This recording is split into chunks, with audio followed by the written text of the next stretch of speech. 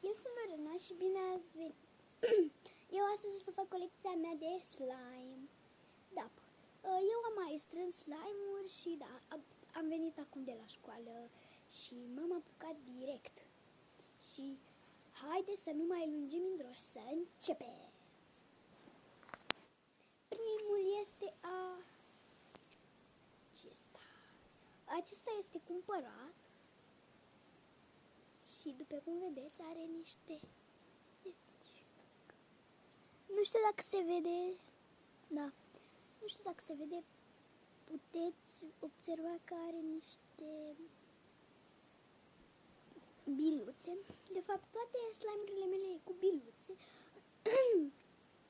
pentru că îmi place foarte mult biluțele. Și, da, și uitați, așa este. Dacă vreți să vă cumpărați Panda Panda. Și eu i-am pus numele Panda Panda. Și după ce se termină asta, o să pun slime în el, presupun când o să fac tutorialul, da. Și hai să facem și pe celelalte. Da, pe toate le am aici, stai un pic să vedeți, să vedem dacă se localizează. Acesta l-am pus, da. Și, da, eu sunt, după cum știți, că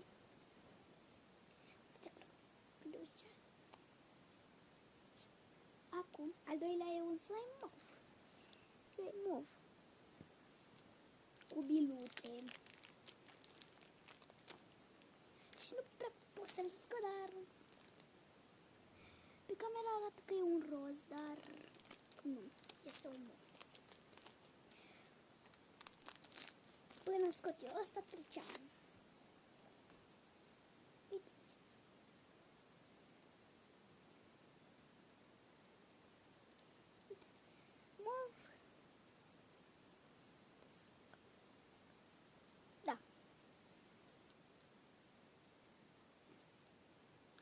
Să scrieți în comentarii care v-a plăcut cel mai mult slime.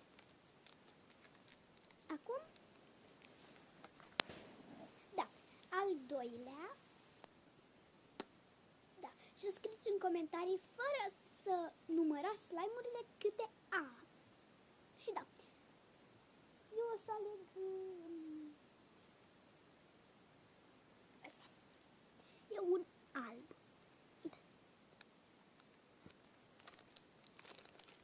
Și este cam tare. De-abia puteți să vă jucați cu el. Dar, cam tare. Și îi pică de biluțele de polistiren. Nu știu dacă voi credeți că slime-ul ăsta e cumpărat. Unii crede că e cumpărat. Ăia de la școală. Am fost și vă rog, Alexandra e cea mai bună prietena mea și vă rog, dacă îți face canal de YouTube, vă rog să vă abonați și la ea, vă rog. Și da, să trecem la următorul.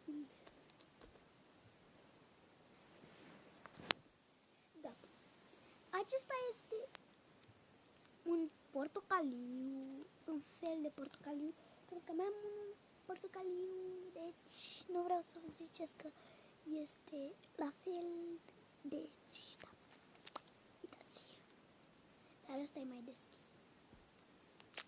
Și da, haide să ne jucăm cu el.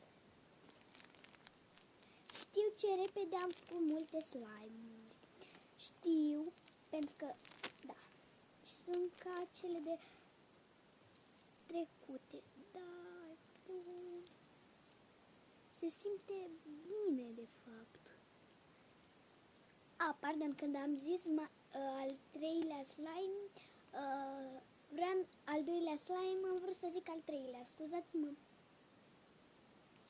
De fapt, să nu-mi scrieți în comentarii. Adică, poți să-mi scrieți ce vreți în comentarii. Suntem pat. Și da, să-l punem la loc. O să pun pauză și o să revenim după. Și da, am revenit. Acum o să-l iau, e tot un alb, dar mai deschis. Unii îmi scriu în comentarii că de ce nu faci partea a doua. Și asta e partea a doua. Că prima parte a fost ieri și da, am avut doar 2 slime-uri, nu mai știu câte aveam. Pentru că, da, e un alb. E un pufos, pentru că dacă băgați slime, apă în slime, să știți că e foarte moale, mai ales lipici. Toată lumea știe, nu? Da. Și nu știu dacă se localizează, dar da, este un alb. Pe camera arată că e un galben, dar nu este. Și uitați, acolo este o, da, și acolo e șifonierul, uitați. Și da, sus la etaj. Și da, l-am pus. Și aproape ultimul e negru.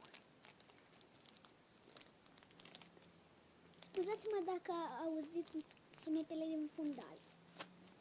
Acesta e un negru care s-a întărit puțin. De fapt, da, nu să mă joc cu el că o să pice biluțe de polistire.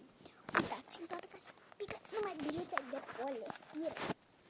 Și da, unii cred că e un... niciunul nu s-a abonat până acum la mine, dar da.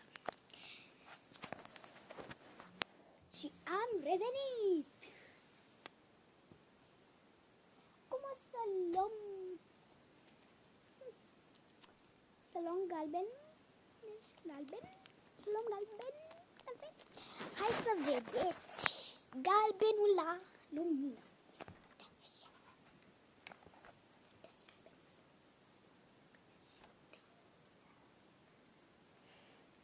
Da, să știți că eu nu fac cu camera, fac cu telefonul. Și da, haide să începem. Sus, da. Și asta. De fapt, da, eu...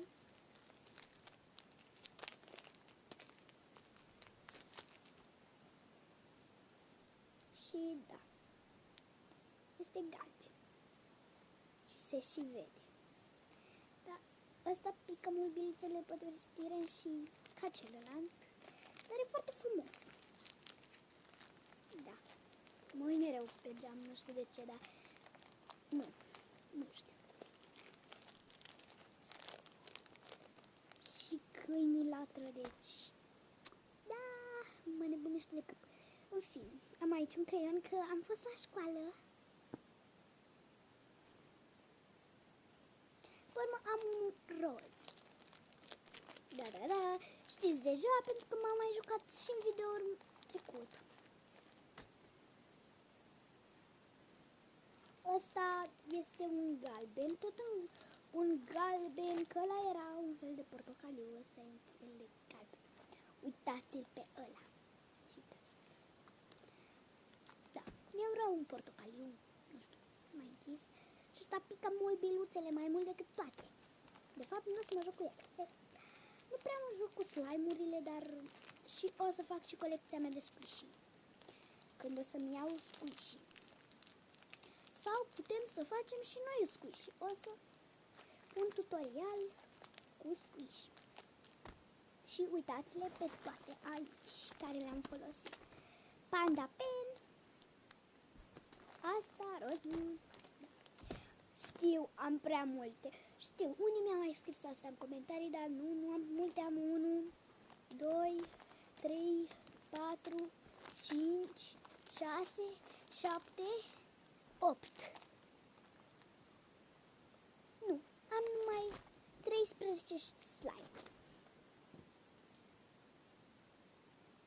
Da, și următorul este... Nu o să-l mai scot nici pe ăsta pentru că are multe biluțe de polistire în el.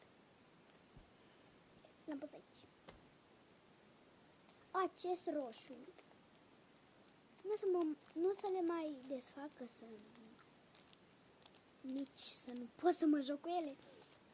Al doilea este un portocaliu care, da, iese biluțele, nu știu de ce, dar este cel mai mic de la toate. Și ultimul, albastru. Și da, mulțumesc că v-ați uitat la episodul acesta. Jur că o să fac episoade mai mult. Și la revedere!